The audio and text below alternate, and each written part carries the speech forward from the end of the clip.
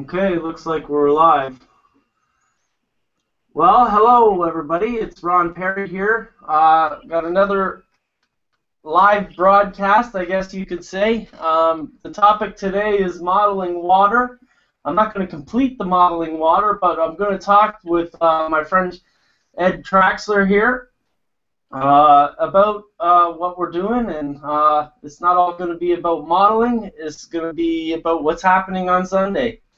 Follow along. I might edit the video down at a later date, but you know that's often too much work, so I probably won't.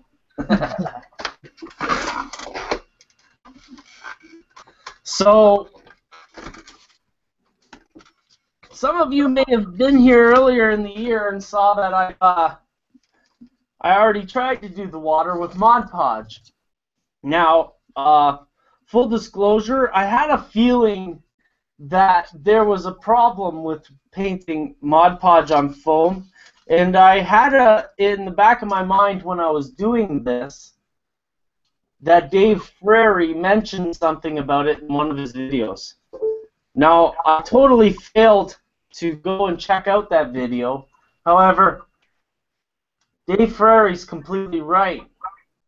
Painting Mod Podge on top of painted foam still creates bubbles. Now, I thought painting on the foam might seal it, but the gases still pops through the paint, and you can, as you can see from this piece, is totally pilfered with bubbles. So that's not going to work, especially after about 6 or 7 months of sitting around. You know, these bubbles are going to grow bigger and bigger. We actually had one bubble that blew right up, and my daughter came over and popped it. I wish I would have had it here for the camera, but that's the situation. So I'm still going to use Mod Podge for the top, but I'm going to be moving to a Varathane, or a kind of wood finish product. I was thinking Envirotex, but I can't find it here locally. So Edward was telling me about a product called, what was it again? Acrylic? It's polycrylic. Polycrylic, yeah. It's a Minwax. Here it is. It's a Minwax product, and it apparently is a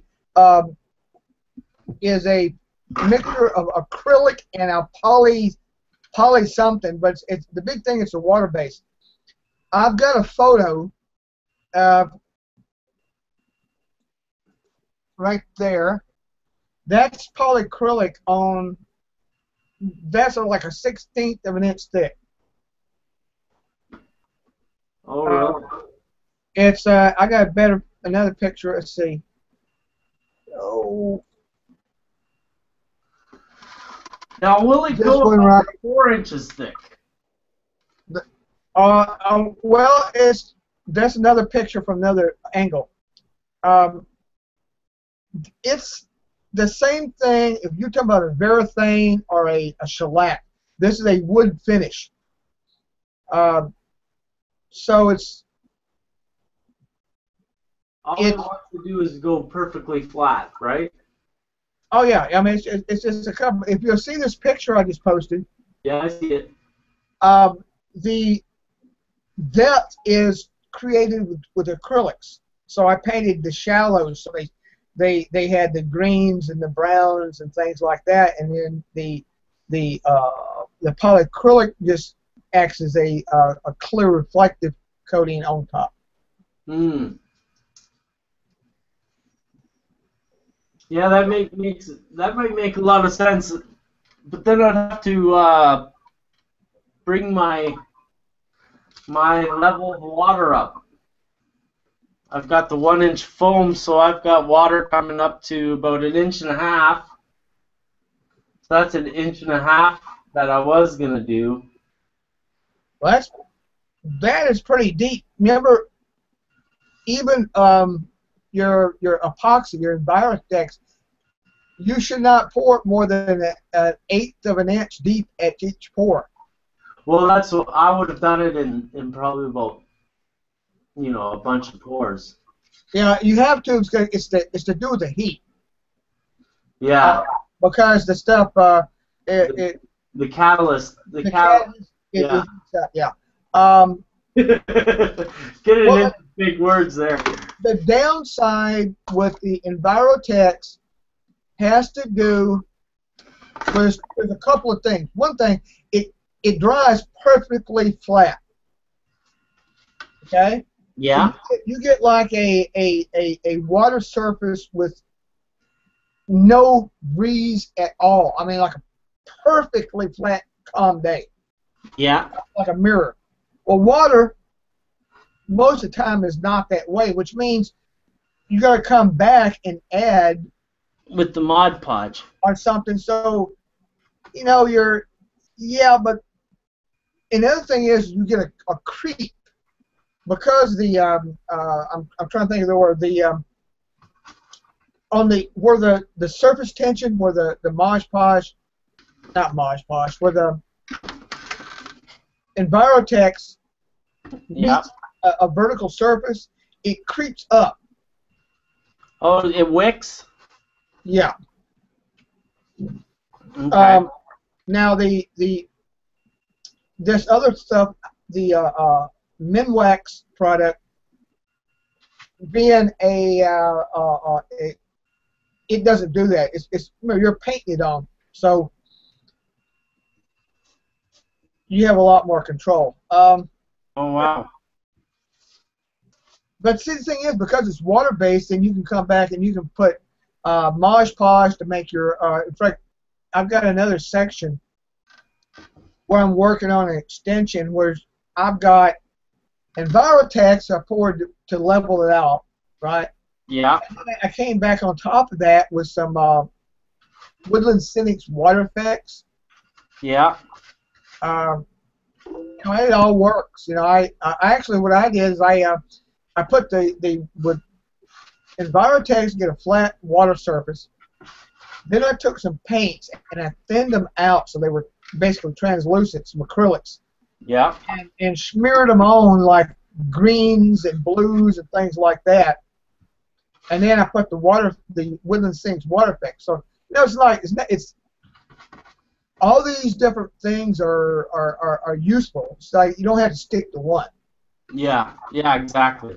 Like I was gonna have my base of whatever it was gonna be, and then put clear silicone on top to make the depth of the waves, and then use Mod Podge at the end to be able to put ripples in the waves, and use white paint to paint the white caps of the waves.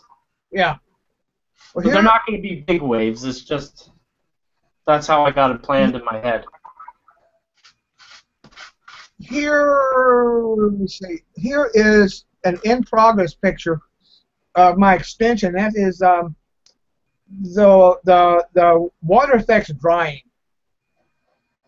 And I made basically made ripples all through the thing. Yeah. So the wind blowing. So that's in that picture there to the right. The old water is actually the first picture I showed you, but this has got a layer of Envirotex on it. Okay. But if you look you see the shallows that are there to the right center of the picture, where you got the greens come into the brown and all that. Yeah, yeah. That's a 1/16 of an inch deep. That's totally just painted on. Oh wow. So what I'm saying is you don't have to make it deep. You can use your if you're looking at water, you're looking through this stuff coming. Hey, Chester. Hey, boys. Hey, Chester, how you doing? Hi, guys. Been a while. Yeah. We all had some downtime. Wow. What do you got going, Ron? Water. I'm doing it all over again. Oh, I actually here. I was just explaining it. I put the Mod Podge on top of the styrofoam, and styrofoam releases gases, so it's all full of bubbles. Hmm. Like so much so that it's like it looks like waves. Like if I'm back here, it looks like waves, but it's Yeah. actually a whole bunch of bubbles. Oh, wow. That's interesting. Yeah, so the foam obviously gives off gases. So I got to redo this, and I got to do it a different way. Well, the foam reacts to so many things. Yeah. Yeah. You can't use like an Envirotex or something like that over top of it to. That's what I'm gonna do. I gotta. Me and Ed were talking about it right now. I think I'm gonna build it up a bit. I know I'm painting it, but I gotta build it up a bit so that there's probably about a half an inch of water, and then Yeah. I'm gonna use Envirotex or Ed's been showing me something called polycrylic. Yeah. Polycrylic. Yeah. Uh-huh. I was telling the what's nice about polycrylic, it's water based. Oh, yeah, yeah. So Envirotex is nasty because it's a two-part epoxy. Yeah.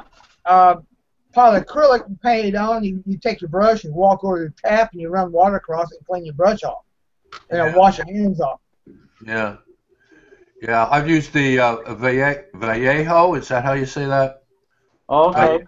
I've used their product, which is a latex water-based paint product, and I like it too. Yeah. Yeah, Envirotex can be very nasty. I use Envirotex on top of bar tops and things like that when in my business. Yeah. And it is it's a stinky, sticky yuck sometimes. How many flies are stuck in your bars? When it's finished, if it's done right, it's a great product. Yeah. But it seems to be a thing of life that the better something is, the more work it takes. Yeah, right. That's true. That's true with everything in life, isn't it? Yeah, very much so. Well, if it was easy, anybody would do it, right? Right. Yeah, yeah. Yeah. But it's like in woodworking. I remember the days when there's the tongue oil with the palm of your hand. I mean, but yeah, it looked good when it's finished, but it would take some work. Yeah. I've tried that the Woodland Scenics products too, and the trouble with them is you get this creeping look. Everything it seems to shrink away from what you're doing, and leaves these wet marks on anything that it surrounds. Yeah, kind of like the waves receding back into the ocean. Right, right.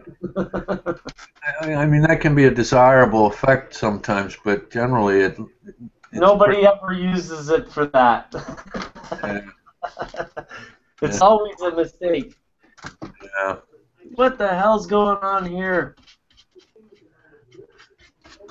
So I see you've been doing pictures again, or is that all old content that you've been putting up? It's mostly old stuff. I haven't really had much modeling. I don't know if you probably wouldn't notice it, but I'm moving my office and workspace up into the house. I live in an old New England cape, and it's got an L that connects it to the barn. Oh, Of course, okay. these old New England capes are just these rambling houses. Yeah. I think he froze up. Yeah, I think he did.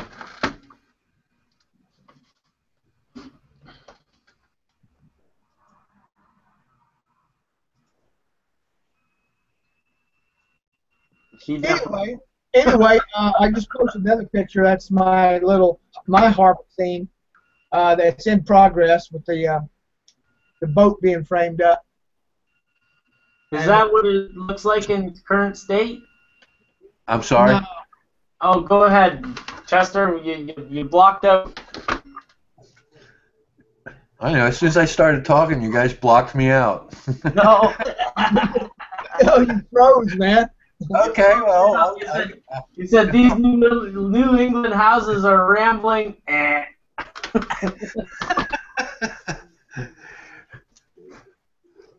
So anyway, I'm in the process of moving my workbench, and I haven't put anything out lately. Yeah, that's kind of good too, though. You get to find all those little things that you hid away in that perfect hiding spot. You know, Yeah.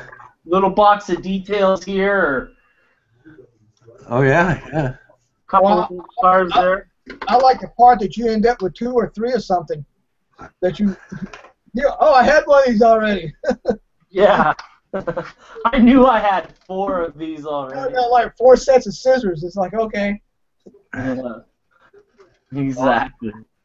Well, my wife refused to go down into my office to clean, so it probably hasn't been cleaned in about 10 years too. So it's a good thing I'm moving out of there.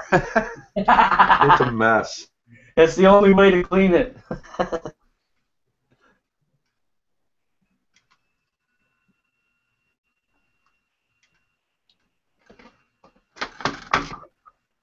We lost them again. You know, I wonder, Chester, if you put down your bandwidth, adjust bandwidth usage button, knock it down one notch, you might not lag out like that. I'm sorry, what was that?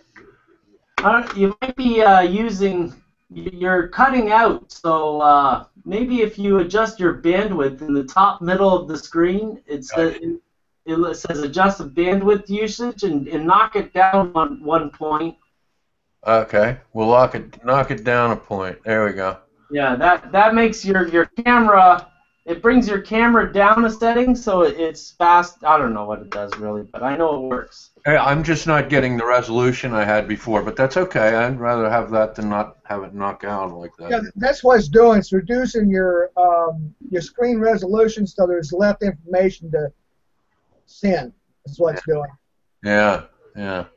Have you guys seen the new updates to this whole Google Hangouts thing? No. You can make phone calls with it. Free. Really? Well, I just got Skype. Yeah, well, Skype works too. Like when I go to the States, I don't have a cell phone, so I just pull up beside a motel and hook up to their internet, and I got a phone to anywhere in the world, really. Yeah, yeah. And The thing with Skype, you have to use credits with Skype, but with this Hangouts thing, it just works. Like yesterday, I called my house from my computer, which was cool. well, Yeah. you can, Well, I guess. you can actually buy credit with Skype, and then you can call from your computer to anybody's phone. Yeah, that's what I mean. That's what I did with Hangouts yesterday, free, no credits. Yeah. Skype is free to other Skype users. Yeah, computer to computer. Yeah, yeah. I'm in the process of communicating with a young lady that's quite a ways away, so I'm going to try to use Skype to talk to her tonight. Yeah, that works great, actually. Yeah. Lots of people like that Skype. Well, we'll see. I'm going to try it out for the first time tonight, and we'll see how it goes. If on Saturday nights, every so often they have a blog that's Model Rail Radio, and you got Dave Frary on there, and you got the guy that runs. You got Ron knows what I'm talking about. You got master modelers and manufacturers and everything. And then, the regular guys. But you got people from all over the world. Yeah. Oh, cool. It's more of a long-winded show, really. Like in comparison of all the podcasts, but the format is pretty good because it's all on Skype, and all the people participating, which is probably about 10 to 20 people, are all in the Skype call. So the host, Tom Barbalet, kind of singles people out to talk, you know, which is, it's a nice format. Yeah. Well, it would be like Ron going, so Chester, tell me what you've been doing, blah, blah, blah. And he said, well, stay on and be sure, because that's how he gets rid of people. He says, stay on and be sure to jump in whenever you feel. Now, Ed, what have you been doing? You know, and then. Yeah, yeah. So what's that boat that I'm seeing there? What, mine? Is that the? Yeah. Oh, that was the in progress. My first ever attempt to make a boat, and you know, I learned what not to do. I basically just wanted a. What's true? You're not starting over again, are you? Huh? You're not starting over again, are you? No. I've actually got the boat pretty much done. I guess I'm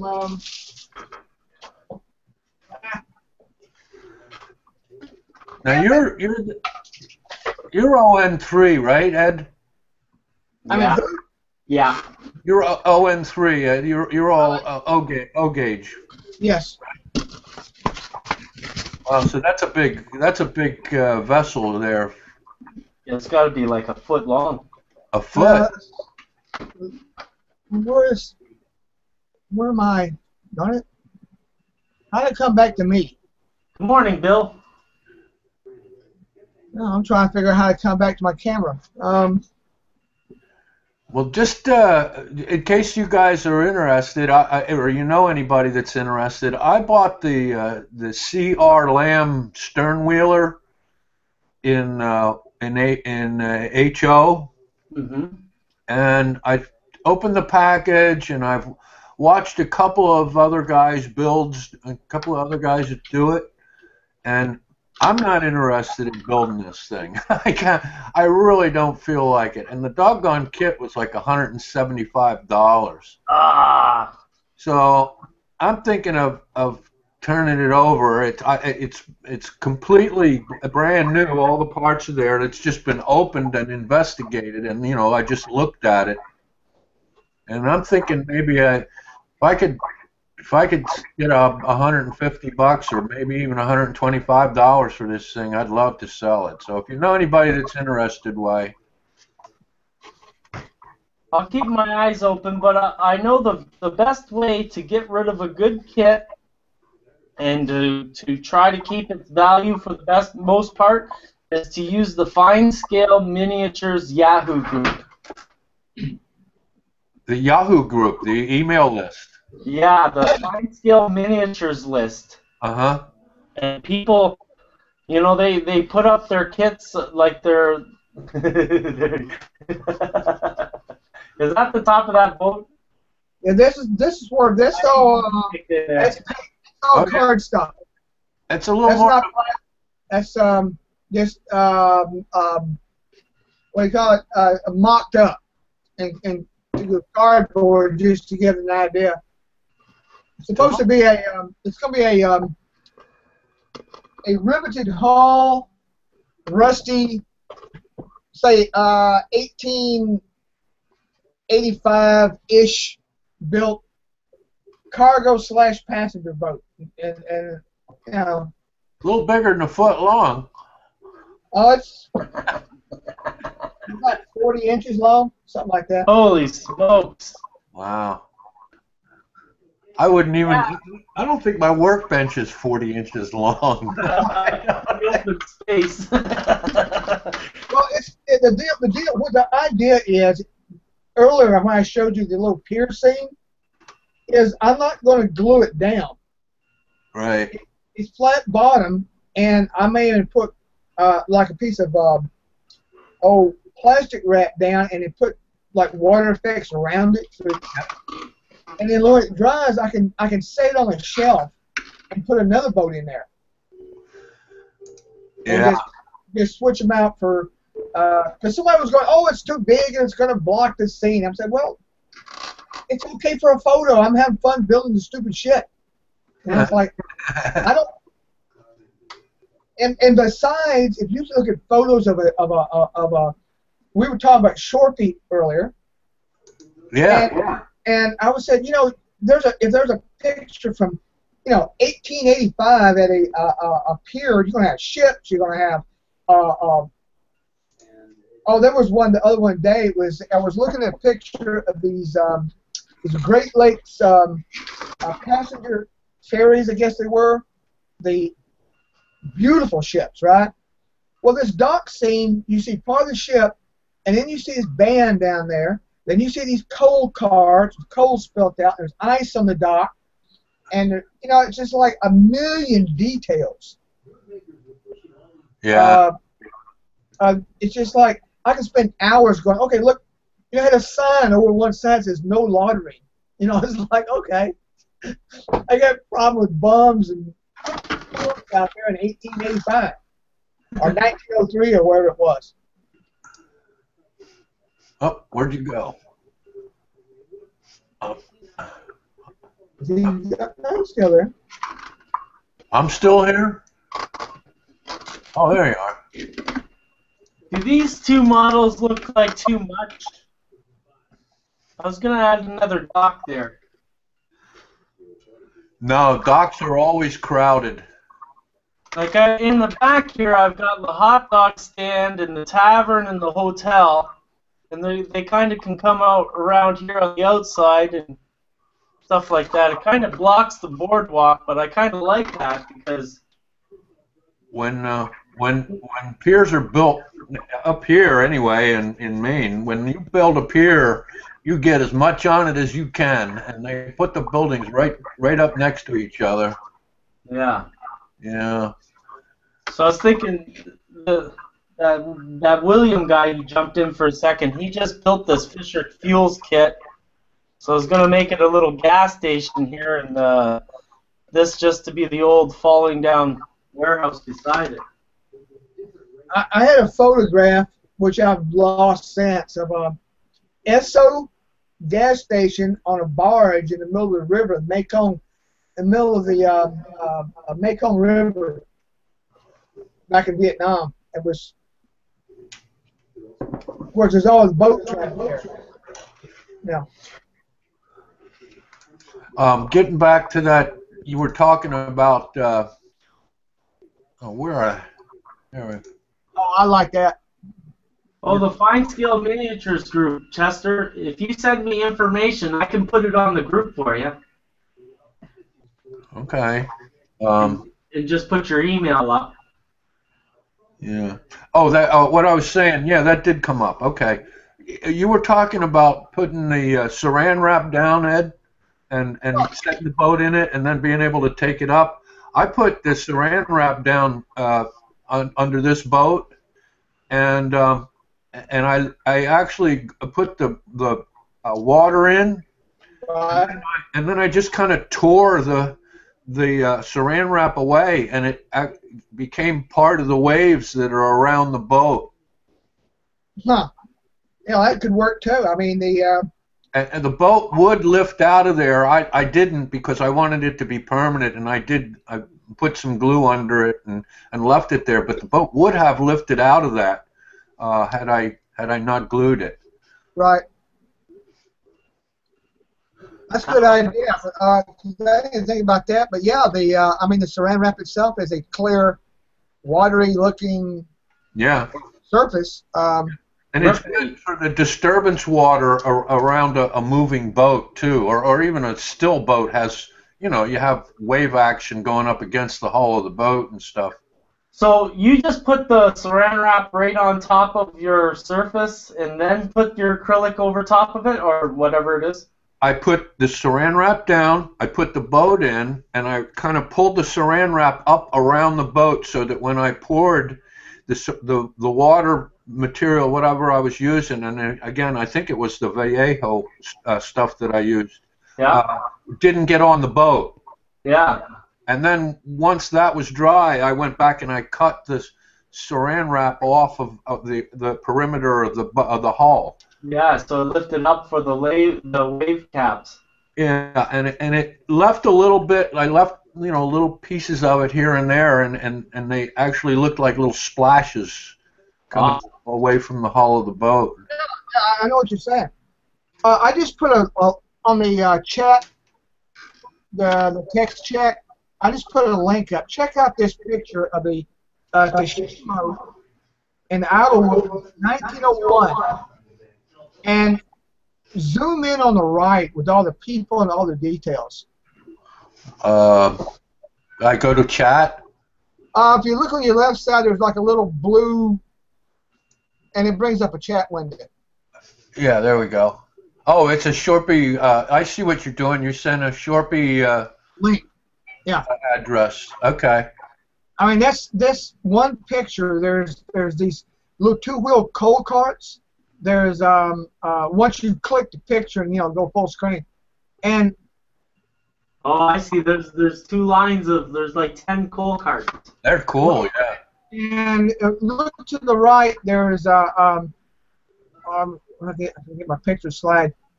In the far right top, there's the center. There's a sign that says "No loafing allowed" on this dock. You're right. I mean, look at the details for this one picture. There's a band playing. There's all the kids. Yeah. I mean, it's amazing. Yeah. I think there's a row of those little carts in the back too. I wanted to. That was a project I thought would be kind of cool, is to build a couple of those little carts. The train troll makes them. Who does? The train troll. 1 second, I'll link to it. I've got some which I haven't built. You know how that goes. Well, do they make them in all scales? Well, let me see. Train troll. Here's his website.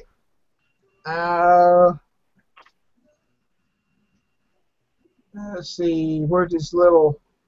See, HO scale. See what he's got. He's got various ships. Ready to waterfront structures. Oh yeah, he got some barges. Well, he doesn't. I don't. Okay. Yeah, here, HO. Here's 1 second.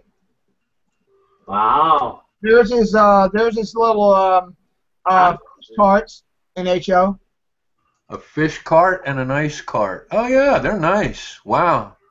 Whoa, they're real nice. Yeah, he does good work. I met him at the 2011 Neurogage convention. Nice guy. He's a hobbyist that started. You know how it is. You buy the stuff and you start. Yeah. That's not bad price either. Well, those coal carts though are all metal. They're like a wheelbarrow, and I thought about making a couple in sheet brass, and then you can dent them up and make them look all. Well, here's his O scale coal cart. Oh my goodness. I mean, y'all check his website. He got HOS and O and some F's too. Spring kit. I'm trying to. Ready built. Okay, no. Kits. Side dump hopper. Is that what you're? No, that's a rail car. Where you at? I'm on the train troll site. I'm trying to find the O-scale coal carts. It's under O-scale. It's under waterfront structures and details. Oh, okay. There we go. Yeah, there you go. That's kind of what I want to build, but I want to do them out of metal so that I can bend them up and dent them and make them look really trashed. What are the ones that you have, Ed, made out of plastic? No, the ones I got, which I have, are the O-scale coal cart. Yeah. What are they? Resin? No, they're all his stuff is laser cut. Oh, laser cut wood. Uh-huh. Even the wheels, even those wheels, it's all laser cut. Uh-huh. That changes everything for me. Those laser cut detail kits are hard to keep together sometimes. Yeah, well, that's true too.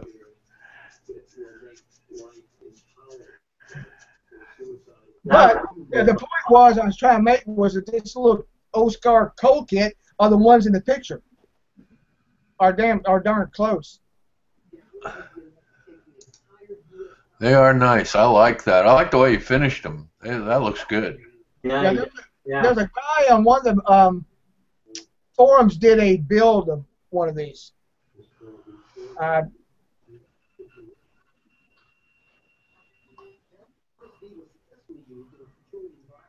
But anyway, the point was, if you look back at that picture of that Sharpie picture, and the one of the pictures, the guys are standing on the dock, and it appears to be the top part of beams is driven to the ground because they're round, like top of posts. Yeah. I'm guessing. I don't think they're stones. I think they're the top of pylons, like driven in shoulder to shoulder. Holy smokes. That's a big picture.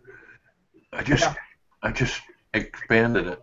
I mean, I saw what you did before. Look at the details in this picture. It just amazes me. Well, you know what I always wondered about with steam passenger ferries and steam ferries of all kinds?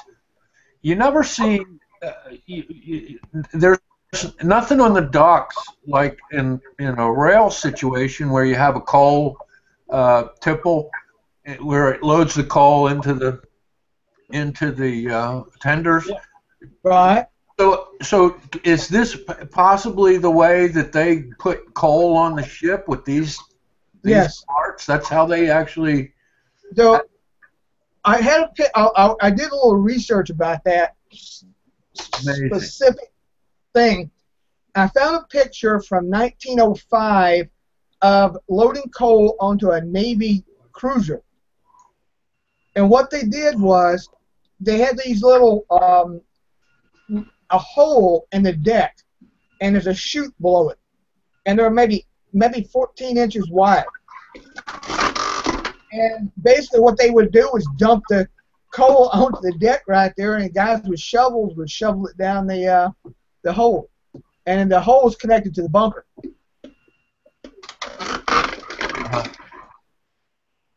Oh yeah. And I don't know where.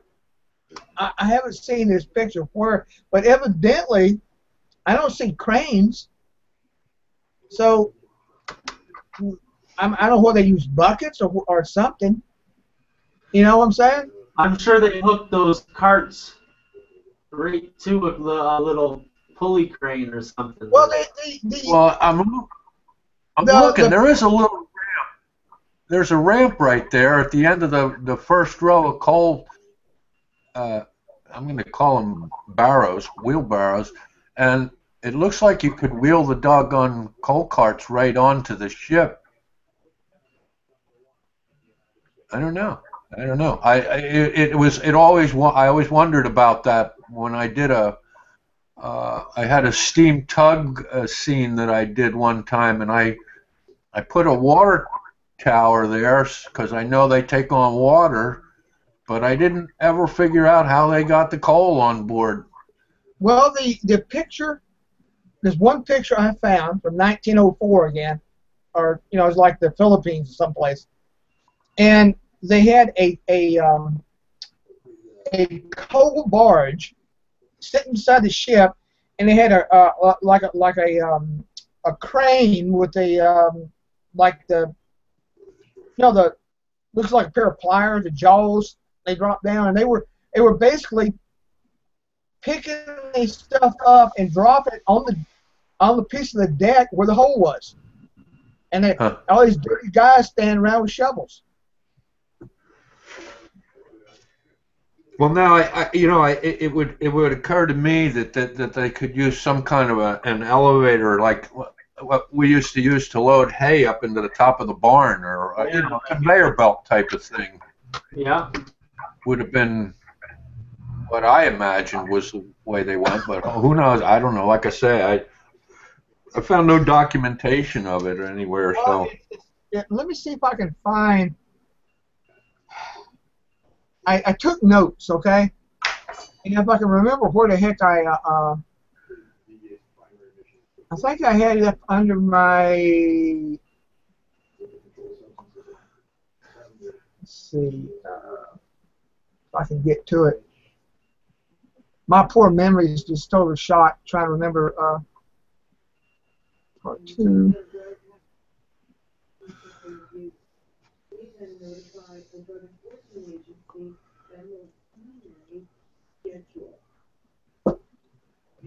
I can't remember where I'm trying to remember what the name of the actual the part we're talking about. Where they loaded the coal. No.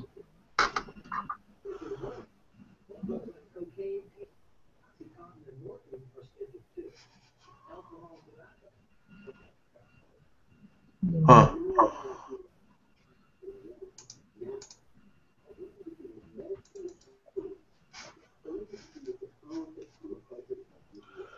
Hatches. Blood.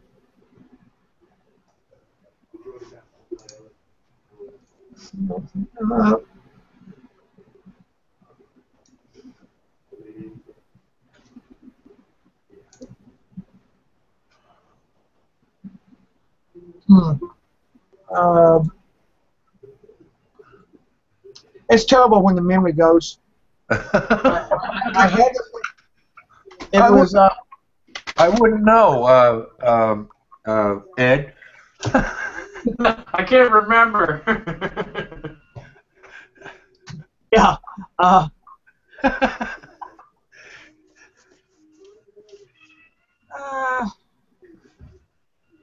darn it.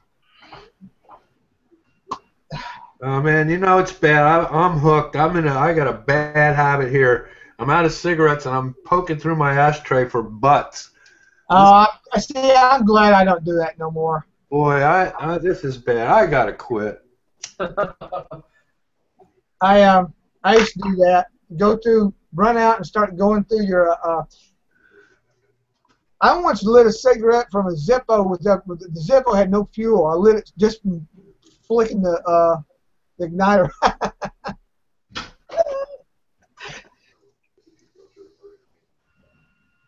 Yeah, it's bad when you start going through the ashtray in your truck and you're picking out cigarette butts that are like 6 months old. Well, look on the bright side.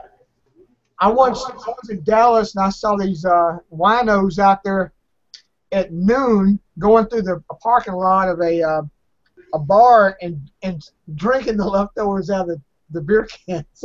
Oh my God. Yeah. No, we haven't debilitated to that state yet. That's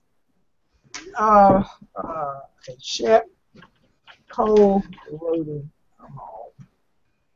So you guys have seen my bridge now, eh?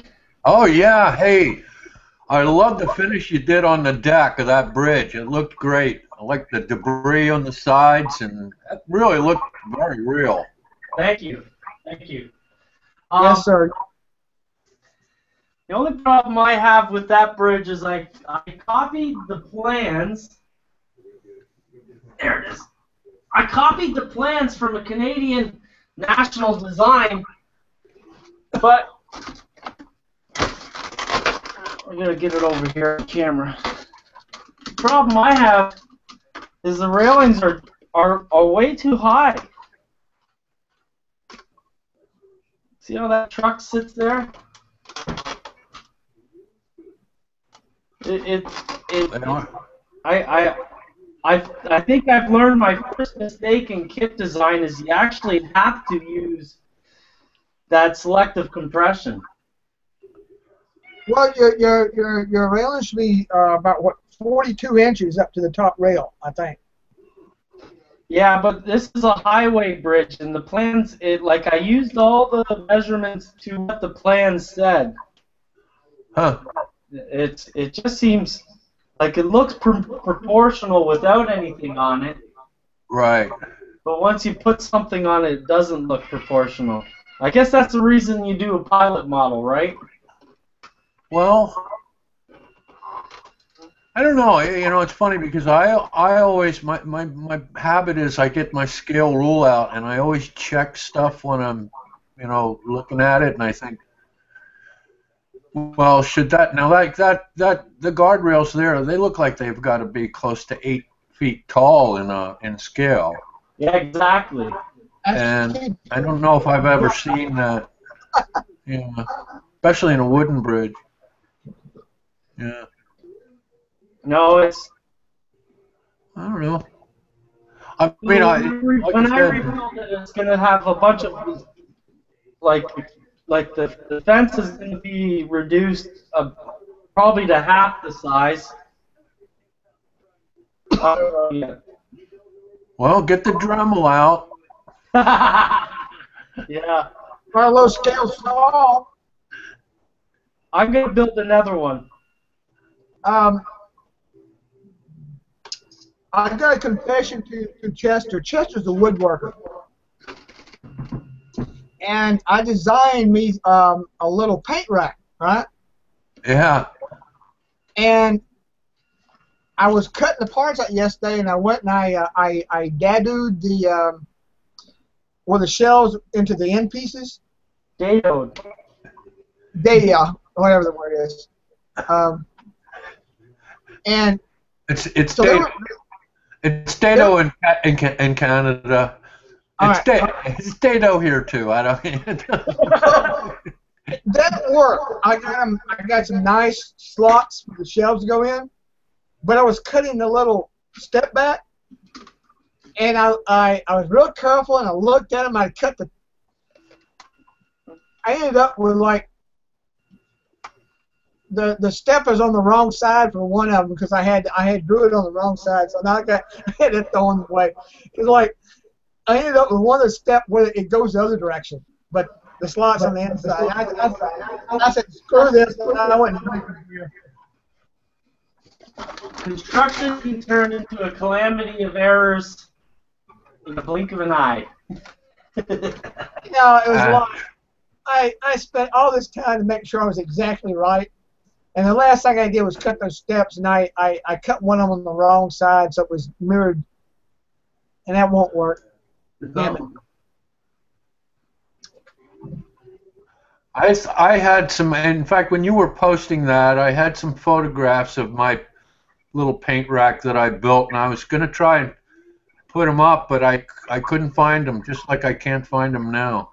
I built a couple. Of course, I don't buy those larger bottles of paint like you do. I'm buying these little bottles of Floquil and testers and polyscale, and they don't stand as tall as what you were showing. There's the shells. They came out good. Okay. There's my, the little shells. Oh, and that worked good until I got to the end pieces. So, that's okay. All you have to do is redo the end pieces. I know.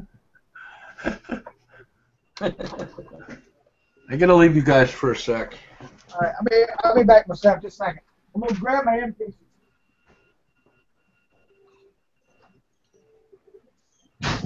I pulled up these corn.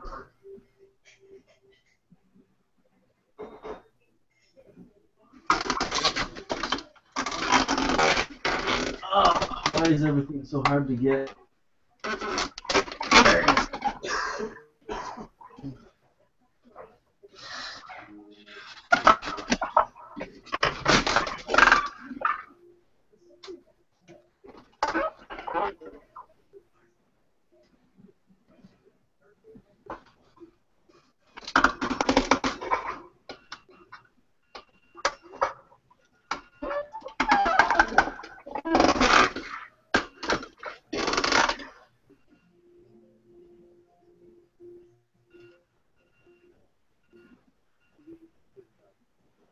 I don't know how it's gonna fit on this.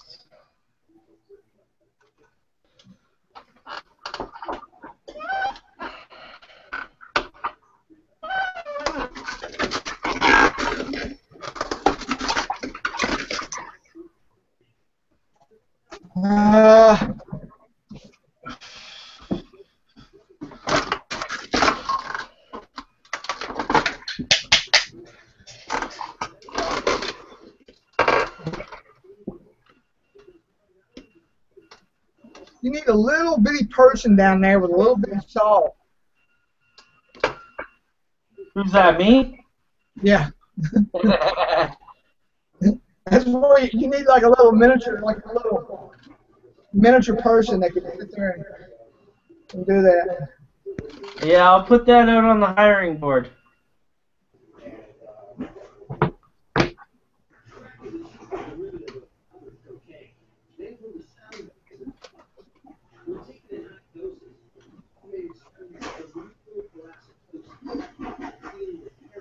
You know, if you stop and think about it, some construction, they make them longer and then they cut them off after to make them all even.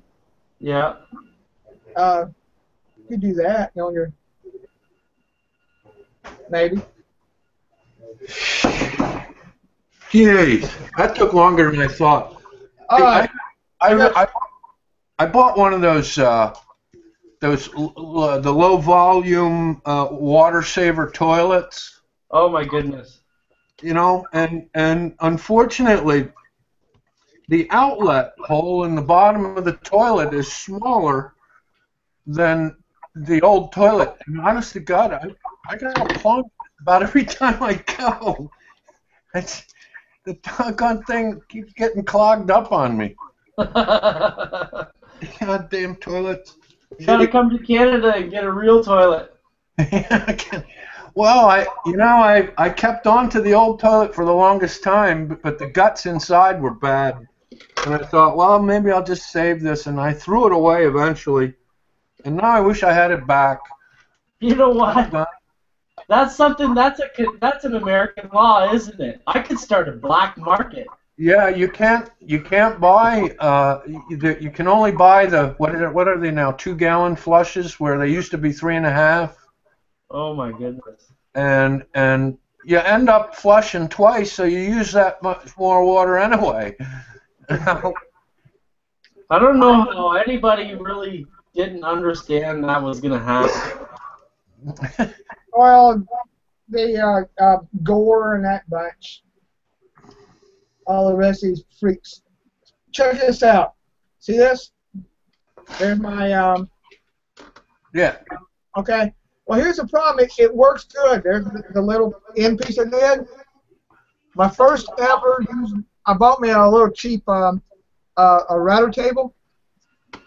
Here's the problem. I cut one on the wrong side. It should have been. Let's see. Right. Should be opposite. You did it on the wrong side. On that side, right? So I ended up cutting both the same. I'm like, oh.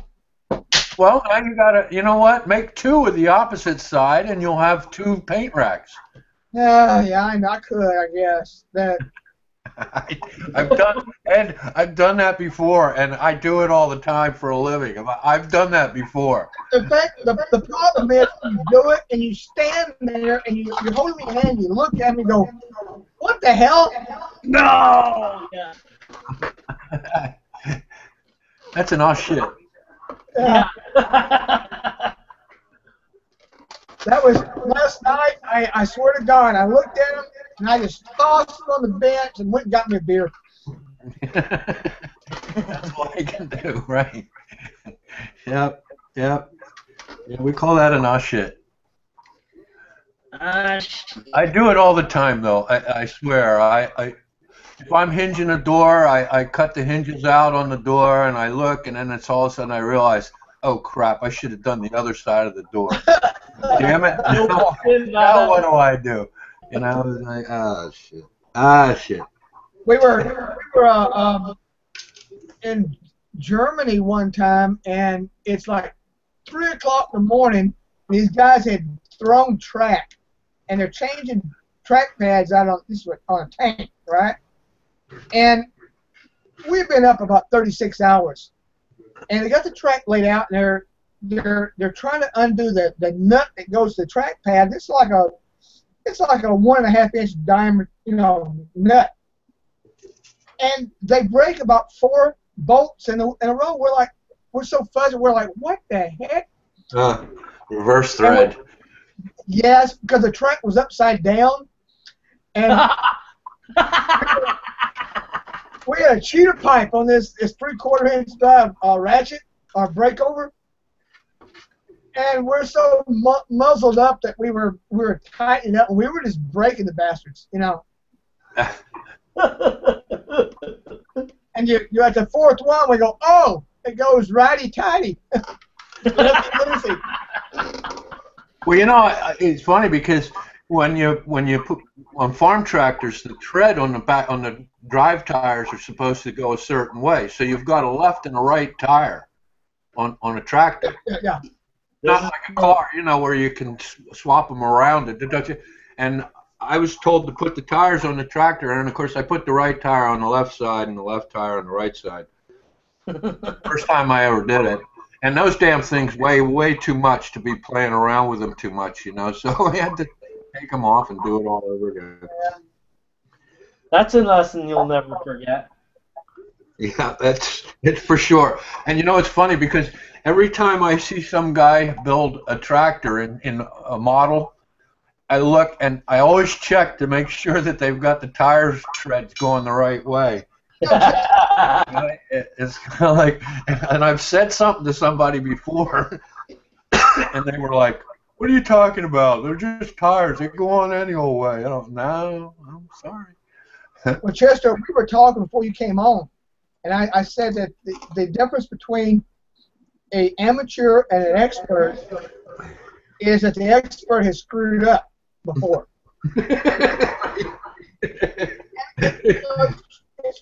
Because you will go, oh no, the tires go such and such way, and the people, oh, you must be an expert. Oh yeah, okay. I'm an expert because I got blown back before. There ain't no better teacher, right, Ed? Well, like I was saying, when you I remember I spent 12 years on tanks, and when you throw track in the dead of winter, in the middle of rain or freezing sleet, the why that you did it, you remember. You out there busting your knuckles, and you're freezing, you're wet, and you're hungry, and the next time it comes up, you go, no, don't do it this way. Right. Take my word for it.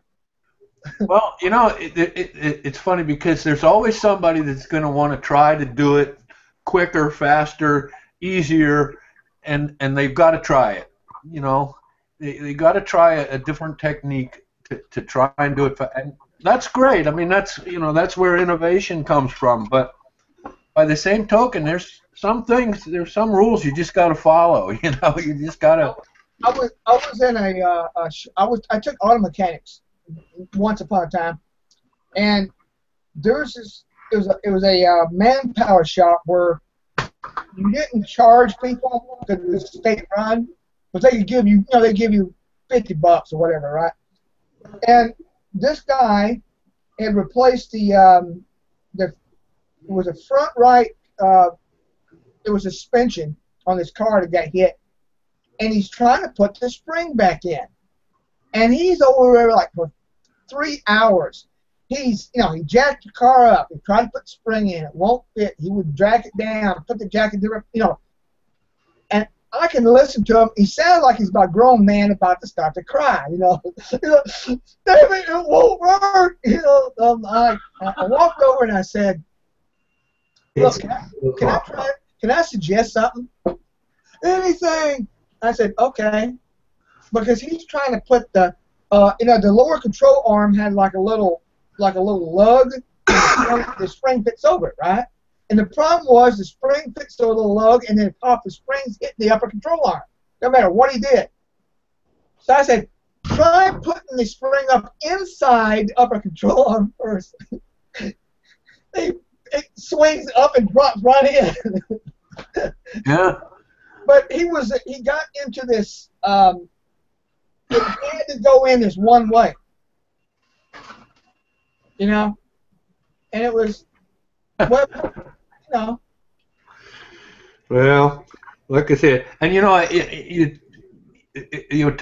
we talked about doing models, and it's not that you're an expert when you recognize something that's wrong with a model. It's just that you've done your research. You've looked at the way it's supposed to actually be, and you try to replicate the real thing. You know, there's so many guys that just, I don't know, they just want to get.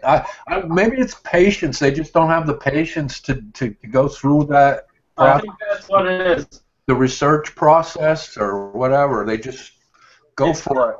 It's the throw the instructions over the shoulder, get right into it without even getting the suggested materials, paint, tools, or techniques. Well, now wait a minute. I put together enough kids' bikes that I throw the instructions away right off with them. I throw the instructions away every time, but around 3/4 through the build, every single build, I go back and find them. Mine end up being a glue and paint palette. I have all these instructions with glue and paint all over them. I put together a workbench for my lathe. Yeah. And I got it from Lowe's, and it really, I don't remember what it was, the store brand they sell, right? It's made in China someplace, but really, it's really a good bench. The problem is it's stamped sheet metal, so it's flimsy until it goes together. Right, right.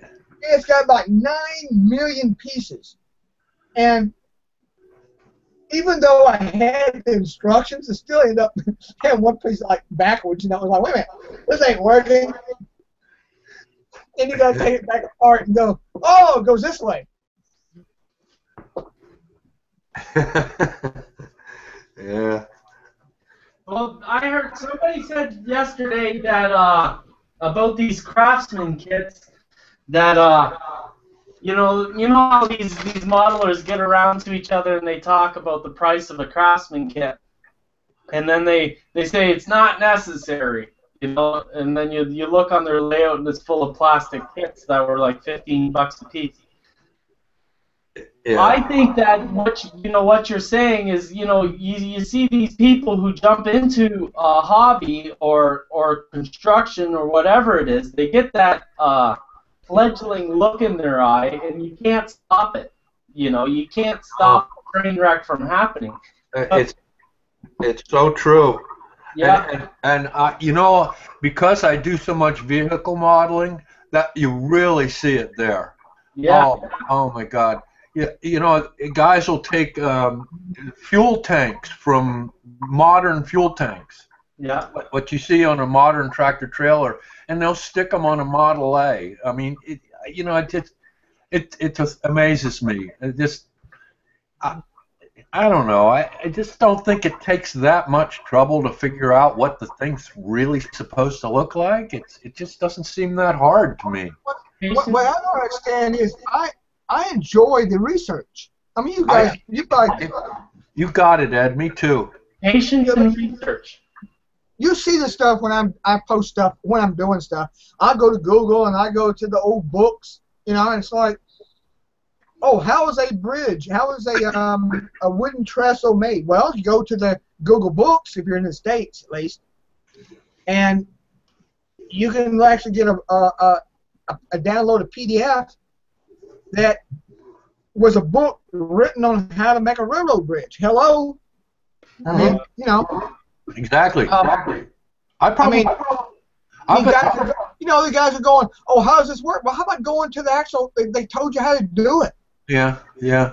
I bet you I spend twice as much time researching things as I do actually building. But that's the fun part. I mean, that's the yeah. You're to me that is as interesting as the modeling. Yeah. Yeah. I agree. I agree. It's Well, you got to take time doing your stuff. You look at this model I'm building right here. I could have whipped this up, finished, within 2 months. It could have been done months ago, but this little beach part that was sitting right here, I had no idea how I was going to fill it up. Yeah. So the model's not done to me yet, and it's not going to get done tomorrow. It's going to get done when I, think of something. I put the idea together. I got this little mock-up. It's going to stay there for about a week. Yeah. I got the details sitting on my desk. What I'm going to, a little gas bar here, a couple of gas stands. Yeah. Yeah. It takes time and patience to be able to get these things planned inside your head. Well, Yeah. and the other thing is that I can set something out and go, I'm not sure what I'm going to do here, and you put it so you can see it, and you walk by it, and you walk by it again, and you all of a sudden you go, oh yeah, okay, this will work. It's instead of having to rush out and just do it. But you guys were talking about the Craftsman kits, or Ron was, about the cost. Mm-hmm. Well, part of the thing is, we were talking about it before, is Chester's a perfect example with his trucks, is that it don't have to be an expensive kit. It's how you build it that makes it special. You said it in a mouthful. You got it right there. That's true. I mean, it's just a matter of knowing the correct way. When it comes to buildings and stuff like that, like the way Ron's laying that out, I always used to. I don't always used to. I still do. I take manila folders, and I cut them up so that they'll go through my printer. And when I print a building out, and I cut them out and make mock-ups out of the manila cardstock to do like what Ron's doing there. Make up a little section of a diorama to see how it's going to be in composition with the rest of the build. Like the boat I was showing you earlier, that was all the upper structure is all cardstock. That's just so I can mock it up and go, okay, this needs to be bigger, smaller, whatever. But I think I showed you this before. This little building here was a $6.50 kit. A little plastic. The roof is printed. That's printed off in paper, and the little plywood that's up on the window. I stole that off the internet. And these guys are like, oh, it's I don't want to spend the money or something. Like, well, okay. Then this kid here, the door and the wall are one casting. The people who are saying things like that don't really mean that what they're saying. What they're saying is they don't want to do the P&R, what we just said. Put in the patience, you put in the research. Yeah. Like what I was saying earlier about these Craftsman kits. These Craftsman kits, the ones that I consider Craftsman kits are the ones that have great instructions, the ones that mentor you all the way through. Like you so many times you get these kits that show you where the four walls go. Well, dummy, you could have figured that out on your own. You know where the roof goes, right? You know where the doors and the windows go, and that's all they tell you. They don't tell you about the paint. They don't tell you about how to put the paint on the walls if it was a perfect building or an old building. They don't tell you how to put grain in the wood, this and that and the other thing. Well, there is no wood because it's plastic, but like you just can't get the learning you get out of a plastic kit. You can't get that. Like a Craftsman kit, there's a place for it. And so what you're saying a Craftsman kit is you build one or two, and you take those skills and you use those skills in every damn single project you do for the rest of your life. Yeah. Well, you've learned the basics. You've taken in a craftsman kit. You learn the basics of the whole project. You get to familiarize yourself with every aspect of the build. Yeah, yeah. And then you can turn that to a plastic building at some point in time, or you can turn it to a resin casting or a plaster casting or whatever. The perfect example is the picture I'm got on the screen, and I was using military modeling techniques, Yeah. which is your You see, on one hand, sorry, Ed. You see, on one hand, you've got these plastic kits where we think, oh, those are a beginner's model, right? Which is fine and dandy. You paint it with like a full. You paint it nice like you would as an amateur, and it looks one way, right? And that was an easy kit to you. But after you've done a couple of craftsman kits, and then you go to a plastic or a resin model, that model just became a lot harder. The plastic model. The plastic model, because you can't get the texture in the wood that's supposed to be there that you did on their craftsman kit. You can't get these weathering techniques without doing it on purpose on the plastic kit. So exactly. It's a lot more complicated after you've done a craftsman kit because of that stuff you've learned. You know, it's like going to rehab. Yeah. You can't fix yourself. You can't go back to what you're doing after you went to rehab once. You know, it's like your life's been changed forever, and it's the same with the craftsman kit. No, it's true.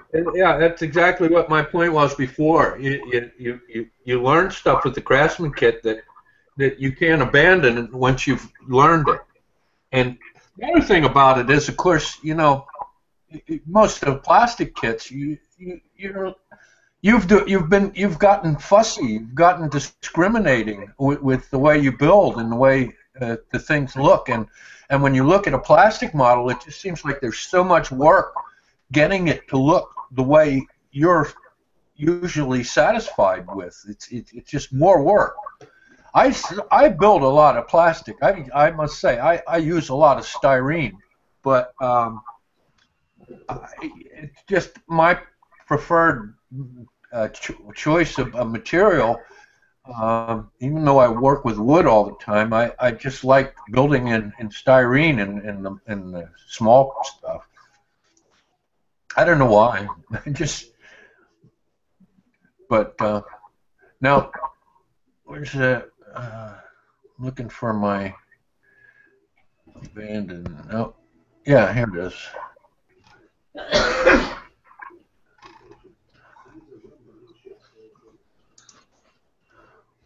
I bought one of those RDA kits, or not RDA. Oh, I can't think of the name of the outfit now. Railroad Design Associates, those are plastic kits. I've built a few of those. somebody's begging. Yeah, got a cat. We got a cat. Hey Barry, how you doing? Hey Ron, how's it going, boss? Oh, pretty good. You did a great show last night. Well, thank you, sir. Appreciate it. Where you at? In traffic? No, I'm waiting to go to the Eagles game. I'm sitting in the parking lot waiting for the gates to open. Right on.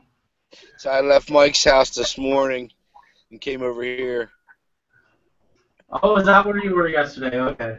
Yeah. I mean, me and him when we went up last week to New York State to do some research for the Bath and Hammondsport Railroad, and one of the guys we got in contact with from up there came down to visit his daughter in the same town where Mike lives. So we met with him for a couple hours, and he gave us all of his research and everything on the railroad.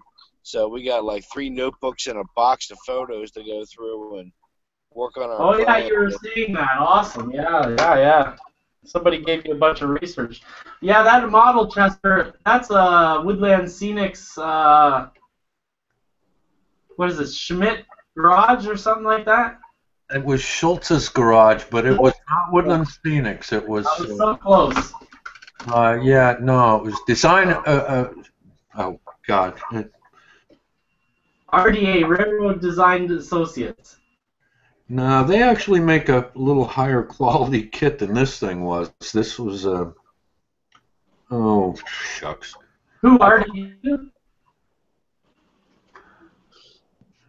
Those RDA kits are they got a real nice design. They can be really made into a really nice kit. However, without the knowledge to do so, it can be really a clunky kit. Yeah. Well, you have to choose carefully what they use to mold things with. I don't mind their clapboard buildings, and their stone buildings even aren't too bad, but the brickwork uh, on their molds, it's really pretty shitty. Yeah, it's like rounded bricks. Yeah, it looks like cobblestones. Yeah. I agree. Yeah. In fact, it seems like every one that I've done that has their brickwork on it is I've plastered it in. That's a shame. Well, it can be. I guess it can be made to look half decent. I tore one of my RDA buildings apart, in fact, and I got that firehouse that I did recently, Yeah. which it came out okay, but the brickwork doesn't look too bad on it. No, I know exactly what you're saying with the brickwork because it's like a round bump, not a brick. Yeah, it's still not good. Yeah. But yeah, like I've slipped in RDA buildings in the middle of dioramas. Like I had 8 buildings and now I'm down to 2. Yeah, So, there's a firehouse, and as you can see, the brickwork is, well, it's shitty. That's what it is. It's pretty shitty. it looks good on the photo, but I bet in real life it looks a lot worse, eh? Yeah. It looks good from 3 feet away. Yeah. You know what they taught you in art class? You go back 3 feet and squint. Yeah. Well, Barry, I think we've met before. My name's Chester. Yeah, I think I've seen you before, Chester. How you doing? I'm good, thanks. Good to see you. Yeah, you I'm too. Ed, by the way. Hey, Ed, how you doing? Well, I'm all right. Other than my lousy, we were talking before you came on. We was talking about my lousy carpentry skills, but Yeah, some of us are good at that, some are not. My friend Dave in our club. Twice, not once. Yeah, he gets hurt every time we do carpentry, so Well, I usually take on that role. it wasn't the actual product was bad. It's the fact that you draw something on the wrong side and you cut it out and you go, oh, that should have been the other way. Yeah. Chester was talking about, it's like carefully mortarizing the hinges into a door and then realize you put them on the wrong side. Well, the carpentry was good. Yeah, I'm definitely got to get some of my kits started. I put a lot of time in my model layout right now, so I got to get some of my kits going. So I got a lighthouse project I'm going to be working on soon. So trying to figure out how to do all the stone work for the breakwater. That's going to be fun. What scale? It's HO scale. Yeah, I'm doing what I picked up a kit from Al Reynolds of the Dog Bar Breakwater Light. I want to do a diorama scene of the breakwater and the little stone island where the lighthouse sits. But I still haven't quite wrapped my head around how I'm going to do they're like 2 by 3 foot by 10 foot granite slabs for the surface of the breakwater. The front face is all granite block, which I think I figured that out. But the granite slabs. I can give you an example of what I did on mine. On my, I made a beehive coke oven Okay. if I can find it. What I did was I rolled Sculpey out, Yeah. and then I used that. And now here is now I'm on old scale, but in stones isn't that big Stone. up. Yeah. Yeah, here. Where's the share screen? Okay, here. That's before that was in work. And what I did was I took a piece of a pumice stone and I pressed it into the Sculpey, and then I baked it Oh and then I wow. cut it out. And I mean, Interesting. it come out good. I'm gonna show you a picture of it after it's been. Oh. Yeah, I see that one you got there too, Chester. That looks good. That's 1 inch styrofoam, the closed cell extruded styrofoam, and Okay. I just carved it out with an X-Acto knife and a straight edge. And Mm. I'm up on the coast of Maine, and we have a lot. I copied this directly from a breakwater that's down at the harbor where I live here. Oh, okay. So, and it takes paint easy. It's already got some texture to it. I thought it worked pretty good. Yeah, and it's quick. It makes up Yeah. the landmass behind the breakwater as well. With the 1 inch styrofoam, it gives you the elevation. I might have to give that a try. Because right now I'm working with some basswood pieces that I'm trying to cut to length, and I sprayed them with a granite paint right now, which gives them a little texture. But it's too uniform of a color. I haven't tried weathering them yet, but I also bought some gray stain to try and weather them, see how that would look. But both those ideas sounds pretty good. So I got a lot of There, options to play there, with yet. there it is when it was finished. That looks really good, Edward. But the thing is, all that is I made a little piece of dowel and I rolled it to like a 16th inch thick, and Yeah. then took the like I had some pumice rock I had, and I just made the texture, and then you color them with acrylics. Wow. And you just bake that stuff in the oven, right? Yeah, you bake it 15 minutes at like 275 or something. And you can Wow. get them at Walmart or in the little kiddie section. Called Sculpty? Yeah, Sculpey. Yeah. they Oh, sell it. They sell like play clay or bake it clay or something. You look at it, it's actually made by Sculpey. They just but over there in a little section where the little foam toys are and stuff for the children, yeah. it's the craft section. I'll Yeah. have to go check that out. Yeah. Is it anything like the Crayola Model Masters clay? I don't know. It looks like it's a polymer clay. It hardens when you Okay. bake it. Yeah. Hmm. Um, That, You No, can that, do that, a lot with sculpting. You can actually make figures out of it and stuff. oh yeah. It's pretty oh, nifty wow. stuff. I also use foam like Chester does. Well, they're both great ideas. I might have to give them a try. I use I got a soldering iron that has an attachment. It's right close here, so I'll show it. I got an attachment on the end of my soldering iron, and it's like a twist to, and then all I do is I put in a piece of this is a piece of hacksaw blade. Oh, okay.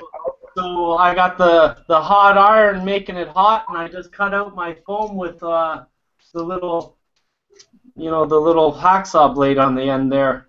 Okay. This is the same thing that I weather my wood with too. That the hacksaw nibs are perfect for wood grains. So once it gets hot, it's a nice way to get grains into your wood. Yeah, you I know what's just funny yesterday? I don't know if any of you guys have ever heard of a modeler named Dick Sankis. He's from upstate New York. But me and Mike were talking with him yesterday when he was going through and doing his lumber mill project, part of getting his MMR. He had to build all the tools, right? So to scratch build a saw, a two-handed saw for his lumber mill, he actually cut a piece off of an old Zona saw blade, and then soldered some brass wire across the top for the reinforcement, and put wood handles on it, made it into a functional scale saw. I'll have to. I don't know what the company is, but there's a company out there that's now making photo etched saws and tools of all kinds. And Yeah, I know the you fellow can get some of them. You see, I don't know if you know the name Joe Piazza. No. I know Ron knows him, I'm pretty sure. Joe does a lot of lumber type diorama work, and he just showed me a truck that he had loaded with tools in the back, and these little photo etched saws were little 2-man saws and axes, and oh, they were terrific. They really were. I mean, in HO. I just posted a picture of some rock. I did this for a tutorial, and that is nothing but that blue foam with some. Wow. Very nice. I posted a link up on the chat link thing. But I don't know if I can see the chat here. Move your cursor to on the left, and the cursors pop up. There's a little blue, looks like a question mark thing on the very top. And that well, I'm on my phone. Oh, okay. But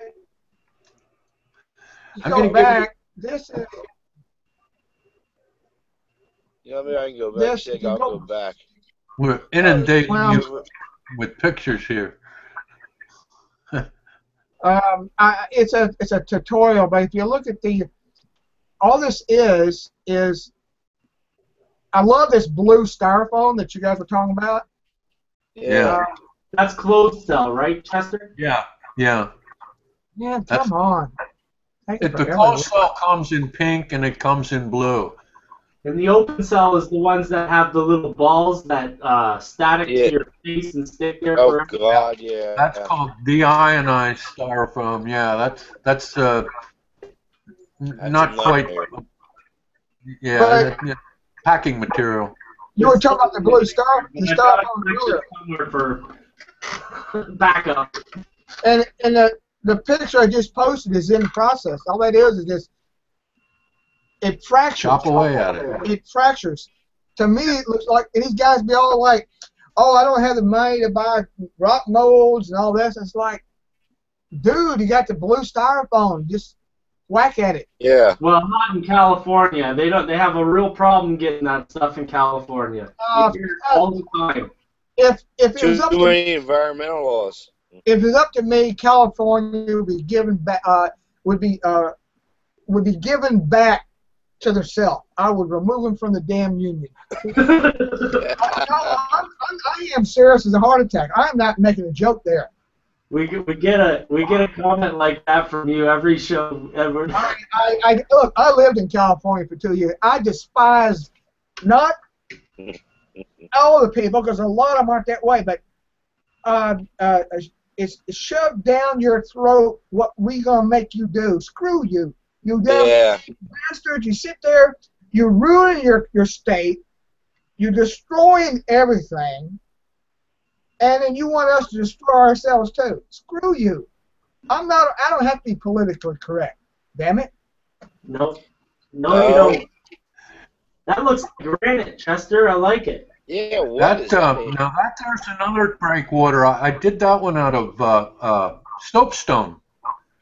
I was able to get my hands, and I didn't even have to color it. I just carved it and put the greenish tint on the bottom, and that's the color of the soapstone. I wonder, looks like granite. Yeah, I agree. Is it soapstone, the little sticks the welders have to mark with? You know what I'm talking about?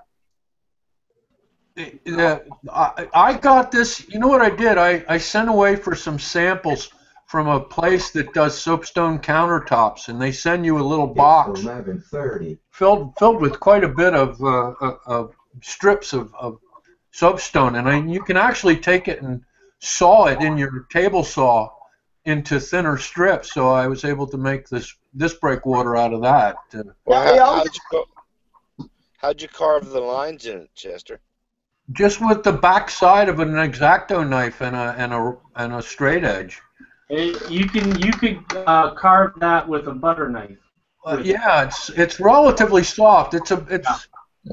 It's not like wood in that it's it's a hard surface, of course, but you can carve into it, and the nice part about carving into it is it chips away. If you look there closely, it chips away the way real granite would chip away when it's broken.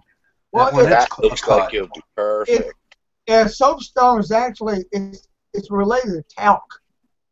It's a. Okay. I'm looking it up on. I'm not that smart, but I looked it up on Wikipedia. It says it's a talc schist, which is a type of metamorphic rock. It's mineral. It's composed of the mineral talc, so it's talcum powder, except as a rock before it's ground up. You know, that would look like a perfect monster. Is that what that said? A talc schist? Yeah, schist rock was common around Pennsylvania. Schist is the word for shit in German. Yeah. Well, It's very common in the Arctic in Canada. wait a minute. Schist. Yep. Actually, Chester, most what of Metamorphic rock. It's pronounced scheist in German, but that's okay.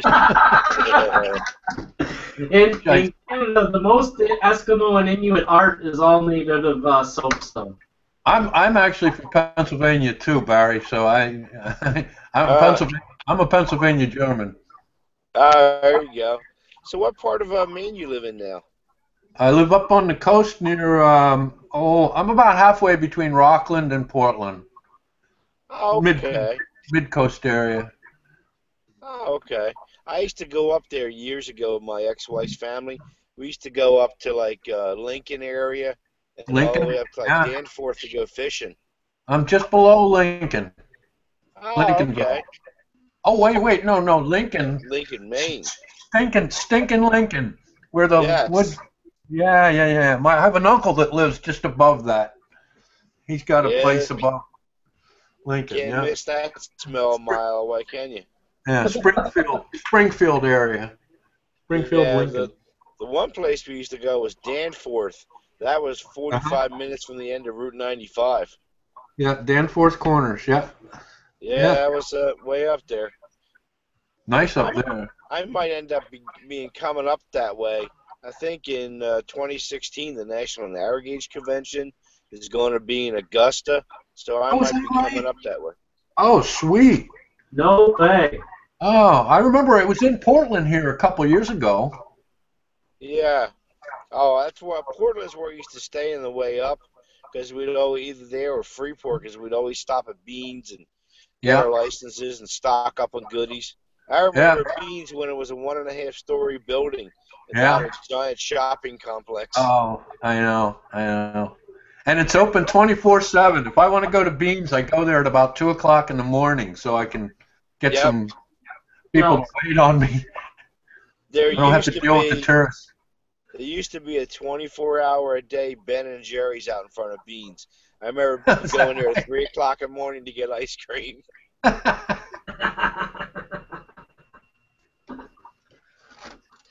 I actually entered in the contest room in the Narrow Gauge Convention in Portland, and somebody stole my diorama. What? Yeah, that they walked out with it. I came to get it. I went down and I placed it in there and entered, and I went down to get it, and the guy said, "Oh, geez, some guy walked out of here with that last night." I said, that sucks. Nice. Well, what are you going to do, I tell you what, that soapstone stuff looks like it might be exactly what I want. Well, I just wish you were closer. I've got a pile of it here. I just posted to figure out how long will it do. What's that? This is a carved from plaster wall. Oh wow. Plaster, yeah. I mean, there's a lot of options I can do, but basically, the top of the breakwater is like 10 feet wide, and it's all the granite slabs. running all the way Yep. back to the shoreline. And at the end, there's a lollipop that's got like granite slabs on the top, different shapes where the lighthouse sits. And around the lollipop and down the ocean side is all the granite boulders and everything to protect the breakwater. But the backside is all layers of the granite slabs that are kind of on a diagonal to build the base out. You ever want to look up? It's called Dog Bar Breakwater up in Gloucester Harbor. Well, there's another thing. I got one more alternative for you to think about, Barry, and that is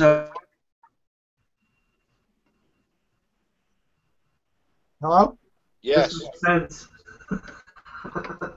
he disappeared for a second. The suspense. He has to add a little bit of suspense. Yeah. The brick building you see in this picture I just posted, that's that blue foam that's been carved. Oh, okay. That's half-inch scale. But that's Okay. the entire brick is the blue foam we were talking about earlier. Right. That I made brick, but you could. Certainly. I might give that a try. It is excellent stuff to work with. Now, I have piles of the pink foam at home, so I might try that out. See how that works because of what you guys have done. It's the But same thing. It just doesn't take color as nicely. Yeah, that's the only thing. I want the colors to look good, but the soapstone really catches my eye. But hey, I got plenty of foam. I can play with it, right? See Yeah. how it looks. If it don't look good, I don't know. I think that brick looks pretty damn good myself. Oh yeah. Oh yeah, it came out beautiful. That's a Really front of the model. That's the front of the layout model. Yeah, that is kind of really beautiful looking, man. I had I got a picture from the front side. Let's see. Oh, from another side. Let's see. This is from the opposite side. This is under. Oh, okay. But the point is the blue foam is one of those materials that's so handy. Oh yeah. Yeah. I would have never thought you could use it like that, but In fact, I got a picture. The entire maybe I have a picture. The entire square building itself is actually blue foam. Oh, here we go. This is let's see. Yeah, this is back when I put a primer. there we go. oh, okay. So you're just carving it out like with the back end of an X-Acto blade, then, right? Yeah, what I did was I've got a picture here of when I'm. Did you? No, it's just here's a picture. Where's the share? All it is I printed off a brick pattern, taped it down to the foam, and I'm just carving through the design. That's great. Oh, there you go. That's a good idea. Hell yeah. Are you still I'll have with to us? give that a try. 'Cause No, I the think you. pink and the blue foam are the same kind of stuff, right? Yeah. So It's Right, well, It takes another load or two of primer to get rid of the pink. yeah, it does suck up some paint. yeah, just Yeah. use but like Chester was talking about using it for your breakwater and walls, and that although I'm using it here to make grief. brick, Hey, there's two of me here. that's scary. Chester, it's amazing you've achieved cloning. Yeah. Multiplicity. That's funny. Yeah, I'd love to try that out because, like I said, I have plenty of it laying around the shop, so that might work perfectly. 'Cause even if I chopped it up into little pieces to make the individual blocks and just lay them out, that still would be building it in a nice manner to make it Well, look good. well, here's the deal. Just All you needs, got, just if it's just laying around, grab you a piece and try it. The worst case, you mess up a piece of foam. Just don't do it Yeah, on exactly. camera the first time. Exactly, yeah. Second time.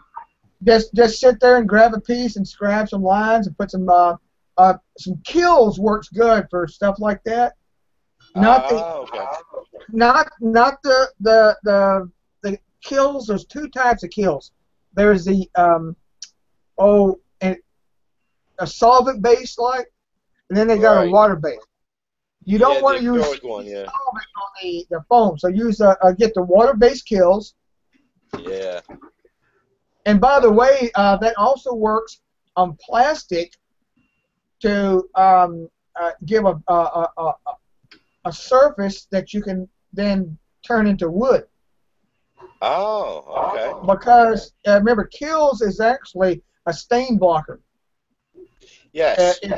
It's for putting on like a wall for before and it covers up grease and things like that. So it creates a surface, and you can use your paints on top of that to stain it and everything else. That's a good idea. I would have never thought of using kills, but it's very effective at blocking and priming things. So Yeah, cool.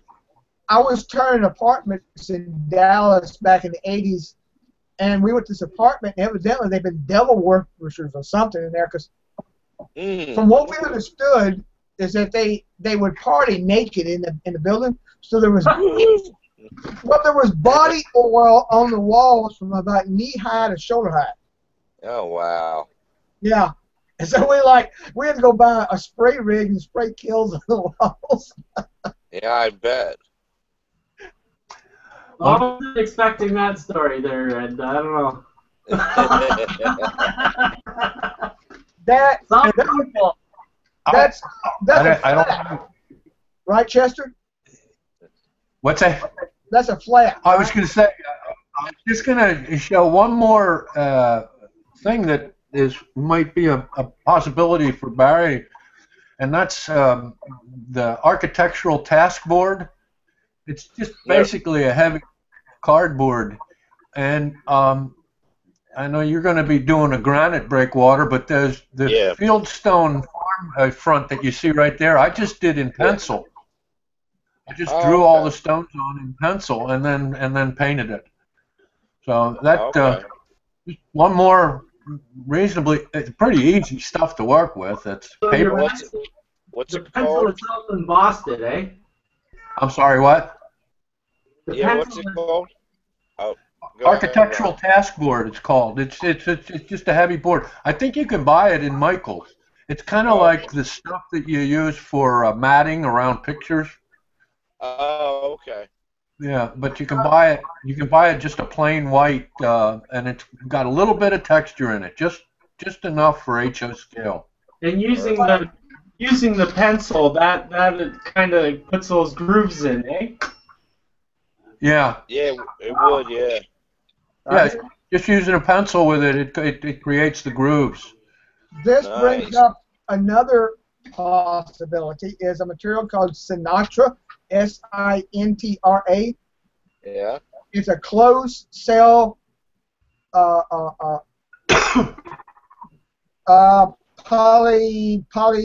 expanded foam. Okay. And it's you can get it like an 1/8-inch thick, whatever. It's used for signs and stuff. And it allows, you can actually emboss into it like that. But it's not effective in water because it's a again, it's a closed cell poly something urethane or something. I think I had trouble with acrylic sticking to that. You got to prime it with something. That kills. Yeah, there you go. Or Binz is another one. B-I-N-Z is another good sealer. Yeah. That's a lot like kills, yeah. But the Sinatra, I found that in interesting ideas. one of the European modelers that does the, like the half-inch scale scenes, and he built these entire walls where he embosses all the hand-laid bricks and stone into this stuff. Well, fellas, I'm going to have to leave you. Barry, it's nice meeting you. Have a good time at the Eagles game. I shall. Ron and Ed, we'll do it again sometime. All right, Jeff. All right, Chester, thanks for everything, man. Good talking All to right, you. guys. Oh, well, thank you. Hey, see y'all later. All right. All right, take it easy. See you later, Chester. Oh boy. Yeah, I definitely got some good ideas here. I'm liking the idea of the foam, because even if I carve it into individual blocks and just glue it up like it was built that way, as long as the foam the thing takes is, paint and anything. the reason I wanted to show you on the brickwork is just lay your piece of foam out, and worst case is you got to toss it in trash. Yeah. And it's fairly smooth. It's foam, right? But it's got a little bit. It's got a little bit of texture. Probably its scale would be about right. You know what? I could just the granite block is very fine texture, so. You know, last night Gino gave a little secret out that I use all the time, basically because I have kids, a cereal box. Yeah. Right? So, my other favorite product for model railroading is that foam core stuff, or poster board. You guys all know that? Yeah. So if you take your cereal box and you put your glue onto it, and then you cut little bricks out of your foam core or your poster board, you can glue it right to your cereal box wall. And that's another way you can get bricks. And then by putting the single bricks, you can then put in little like grasses and stuff like that in between the bricks. Oh yeah. But say now I use the foam core, but I use it actually as the core or skeleton for my cardstock layered buildings. Yeah, me too. Yeah, that's a good idea. Yeah. And the point of that is, if I can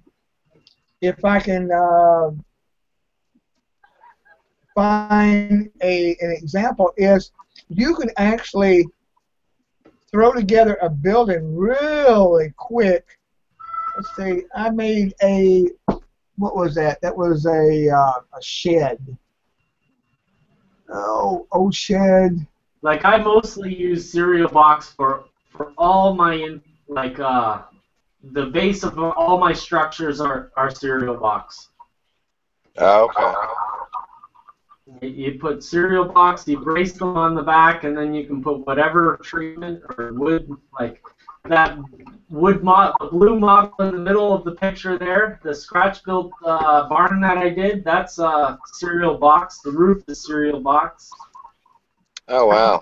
Everything's cereal box except that I glued the wood planks to the cereal box. So it's totally hidden. I started collecting some cereal boxes and stuff for my stepdaughter so I can have them for downstairs. Gotta have a collection somewhere.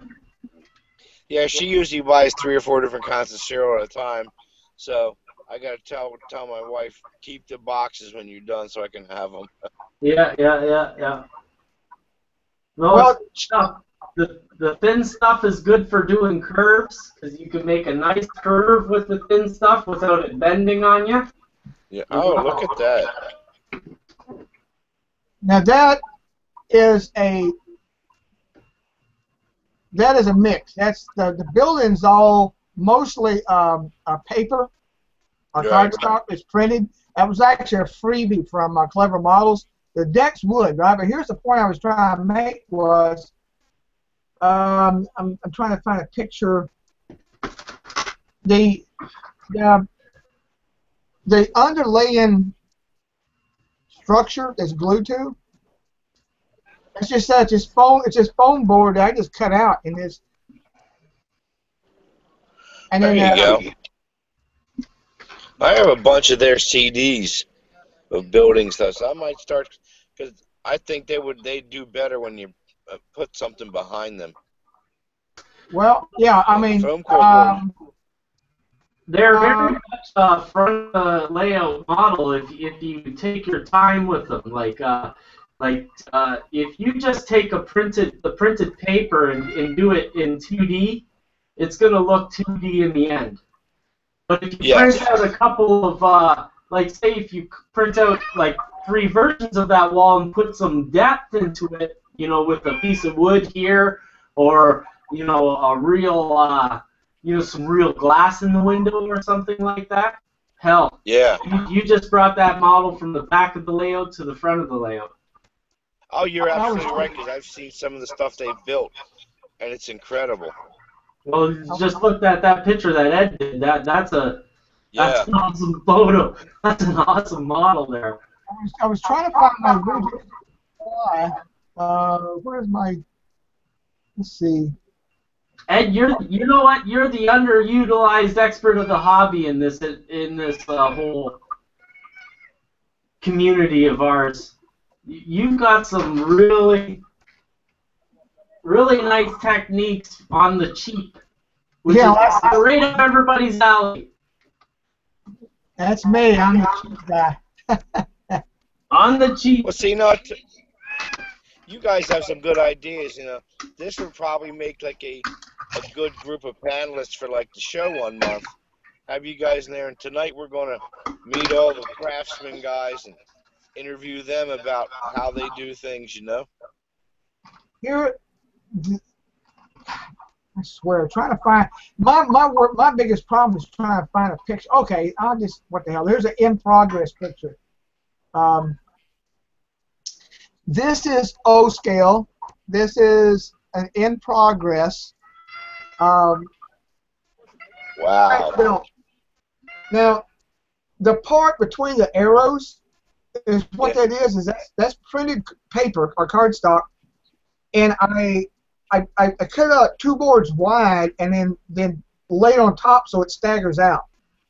Yes. The face that's against this that's at 90 is at 90 degrees to the camera. That is just printed. That's Clever Models texture sheet. Oh, but wow.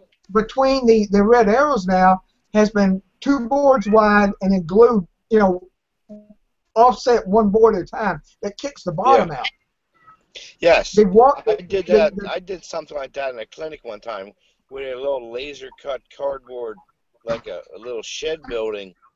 And what we did for the siding is we took pastel paper and we painted a base undercoat and then like a top coat color, then a dry brush, and then little highlights.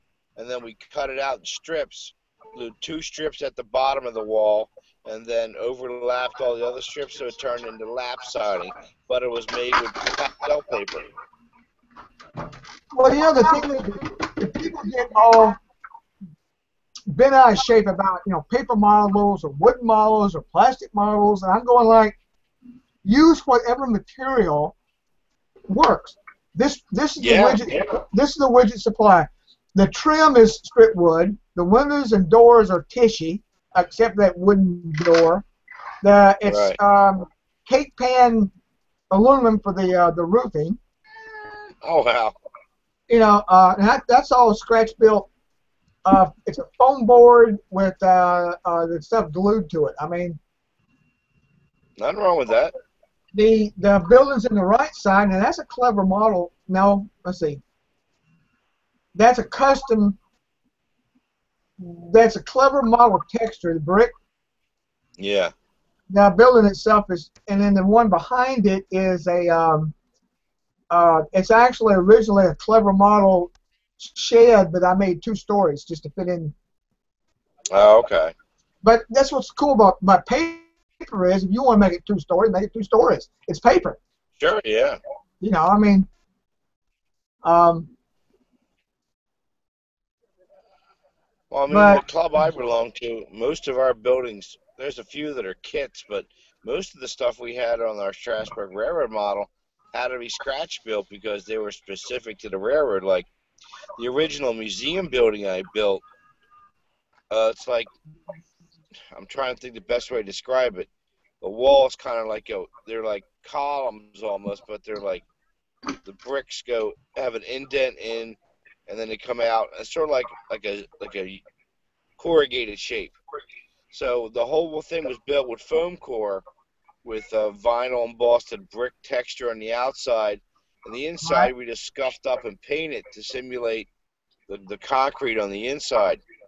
And it worked out great, but when I built the extension to it for the layout, which was like a giant metal train shed, I actually built that from plans and built it using all the correct structural shapes. Like if it was a 6-inch H column, I used the same thing in HO scale from Evergreen, and it worked out beautiful. But it's showing its age now. It kind of needs to be rebuilt, because that's very delicate stuff. It's all glued Right. into pieces. But the nice thing about foam core is the picture I'm showing there is, you take half an hour and you cut your entire building out.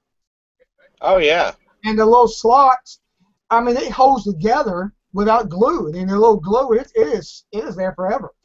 I like that slot and tab idea. That works good. Yeah, I mean, all that was, I just eyeballed, I put a piece of wall up against the wall and made a pencil line where the thickness of the wall, and made the slots, and then put it up against the other wall, side by side, and drew a pencil line where the slot was. And I mean, maybe half an hour, and you got your building.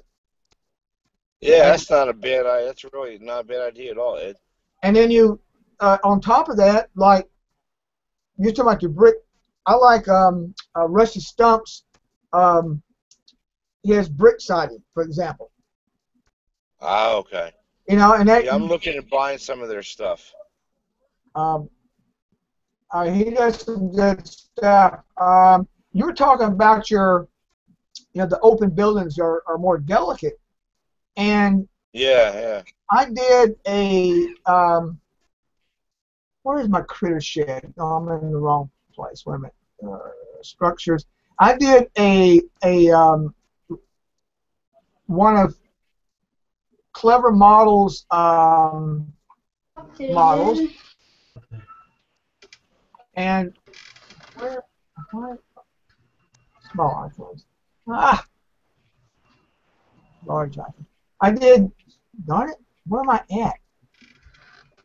Critter shed.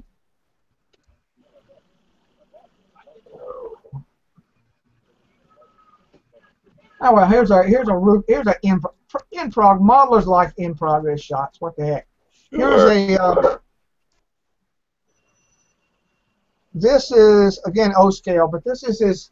Everything's paper except I used wood for the posts. Oh, okay. But that looks great. That corrugated. I actually had a groove something. I laid and I just basically run a scribe down the middle of the corrugations, and it is actually corrugated. Oh wow. I seen one of those things on eBay, the corrugated like 2 blocks that you can put between metal or paper and emboss them that way. I was always wanting to get that. Well. Oh wow, that's a good tool to have. That would be a thing which I actually use for this. That would be the little corrugated thing that I got. In fact, I did a mini review, which I will link as soon as I can. Let's see. As soon as I can bring a screen up. Where is it at? It was under. I did it back a couple years ago for Shortline. I did a little review. Let's see. Quick tips. I have a hard time getting around his website. I can never find anything. No. Well, all right.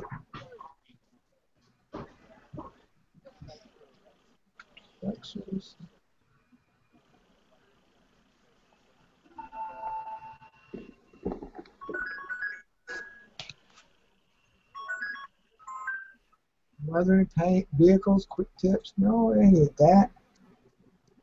Dude, hiding stuff. How am I supposed to find anything?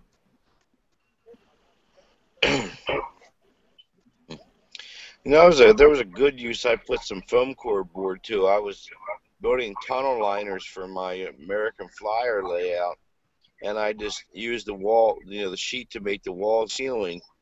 I lined it with, a friend of mine suggested, crumpled aluminum foil, and then I sprayed it like with a satin granite paint from Rust-Oleum, and then just weathered it really heavy with Bragdon powders, and it came out really nice on the inside. And it was a lot cheaper and easier than pouring plaster and all this stuff. But it made a decent looking tunnel liner, so I was pretty happy with that. Yeah, I made one of those years and years ago. I made a tunnel liner from. I'm just looking through here. This is a little rail rack I made out of. Oh, okay. I'm just playing around here. Oh, look at that. So what website's that there? Oh, I'm sorry. This is the. Whoa! I hit cut. I want to hit copy. Oh, this is short line modelers. Here's the. I just posted the link to that. That's a little article on making rail racks. And again, we were talking about research. Yeah. I go to Google Books and I can find all these old. Oh yeah. All the drawings. There's a lot of good stuff on there. And I mean, this is the guy that made the rail racks. It's for the railroads. It's like okay. Yeah. Oh, here was on that wall I did, and I did an article. Here's a link to that. Here's a link to that article. I did a SBS on, which is basically real quick. Is I poured a slab and then I dribbled plaster across it to give bumps, and then carved around. I mean, that's good. Yeah. And it come out pretty good. Yeah, I like that. Got 1 minute still. Well, listen, gentlemen, I'm going to get ready to head into the game before the gates fill up. So it was a pleasure chatting with y'all. I have to get up with you guys again. Thanks for jumping in, Barry. I just got tied up with a kid. Oh no! All right, no problem. Wait a minute, he's tying his kids up. What? No. You gotta get them out of your way somehow. This is true. Lots of bikes going on this farm. Everybody should have a Velcro wall in their house and suits to put their kids in. Just throw them up on a wall when they want to put them out of the way. I've seen that. Somebody did that. They did. They put like a Velcro seat and had the wall, and they could throw the kid against the wall. I went to a Christmas party somewhere. They had one of them, and they had adult-size things. So I tried it on. When you jump up there, it's a bugger to get off. They put some really strong Velcro on that thing. It takes a couple people to pry you off of it. No. Thanks for coming on, Barry. You're welcome, guys. Take it easy. Thanks for inviting me, Ron. Yeah. I'll see you soon. All right. Yeah, it looks like I'm gonna shut this down, Ed. I gotta go next door and get another little girl, which is gonna add to the whole chaos in the house. You know how good little girls are. Well, I think you had a pretty good show. You had a lot of good modeling information there. Hell yeah, I really think so. You know, it's kind of ironic that Barry came in with the breakwater. That was on topic. Oh yeah, sure, yeah. I didn't think about that, but that's. Yeah, so it was pretty much 2 hours of all marine topics. Well, but like I said to him, he says he's got the blue phone, the pink phone. Yeah. It may not work, but heck, throw it on grab a beer, throw it on your desk, get your a scribe, and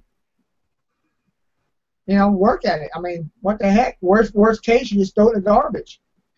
I constantly tell people the only reason I know how to model the way I do is because I've made some very glorious mistakes. And years ago, people used to say, Ed, you're a computer genius. How do you know so much about computers? And I look at them and go, because I crashed them and had to reload the software. Yeah, exactly. Well, anyways, I'm getting the call from the daughter here, so I'll talk to you. Maybe we can do this again next week. All right. Okay, talk to you later. All right.